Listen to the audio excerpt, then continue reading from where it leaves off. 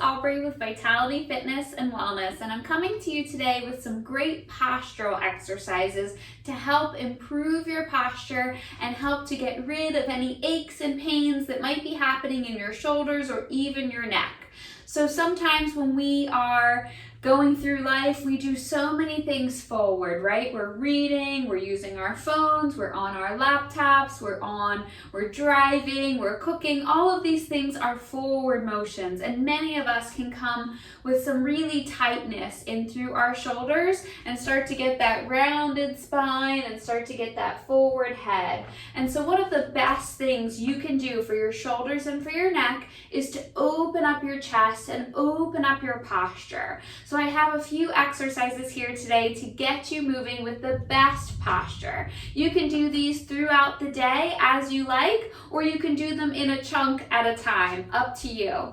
The first one, you're just going to think about really opening your chest, bringing your body up as tall as you can. You want to think like you've got that string pulling you up from the top, right? So instead of being here, pull up, up, up, up, up, and open your chest, bringing your shoulders down and back. That's just the first thing of getting into that good position.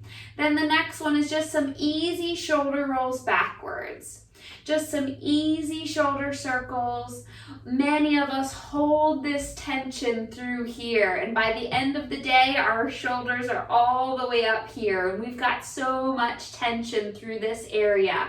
So just taking a few minutes to get into that really good posture, roll your shoulders back. You don't have to do this for any particular amount of repetitions or time. You could do it for 10, you could do it for 20, you can do it for as many as it feels good. Just getting that movement. I always focus on going backwards because, as I said, we're already forward. We don't need to move that motion forward. Open up your chest, open up your shoulders and roll them back and down, and that's going to get some more joint space there and also help to loosen up the joints in your shoulder. The next one we're going to do is a really simple squeeze. So we want to get some more tension. We want to get these muscles in the middle of our back firing. We want them to be working really hard so that it holds us up nice and tall. So we want to get those muscles activated. Anytime you can sit up super tall, squeeze your shoulder blades gently together. Try not to arch at your lower back. Keep a nice, good posture here. And you're just taking those elbows back, getting a good squeeze between your shoulder blades. Maybe you're holding it for a breath in and out, and then you're letting it go. Or maybe for a count of 3 or 5, and then let it go. You can do these maybe 10 at a time throughout the day. It's a great way to kind of break up your sitting if you're sitting for a long time, or loosen up your chest, loosen up your shoulders if you're feeling achy throughout those shoulders. It's a good stability exercise. The next one we're going to talk about is wall angels. So I want you to line yourself up against the wall. You can let your feet be out a little bit, but you're going to bring your hips back against the wall. You're then going to bring your shoulders back against the wall as far as you can. Open up your chest and then try to bring your head back to the wall as well. You might not touch, and that's okay, but try to bring it back as close as you can, and you might have to slightly tilt down. Don't drive your head straight back like this, but you might have to slightly tilt down and bring it back. From here, you're going to take your hands and we're going to make a W shape like this. And we're going to try to bring them as close as we can to the wall. You're going to not let your back arch at that same time. You don't want to be pressed super flat against the wall, but you also don't want to extend and get an overarch as you try to pull those arms back there. It happened to me just as I was setting up, so it's a good cue and a reminder for you. Tuck this in just a little bit. Doesn't have to be super flat, but don't let it arch a ton. Now you're going to take your hands up and down, trying to graze the wall. If this is painful for you, maybe you've got something going on in your shoulders, take it nice and low.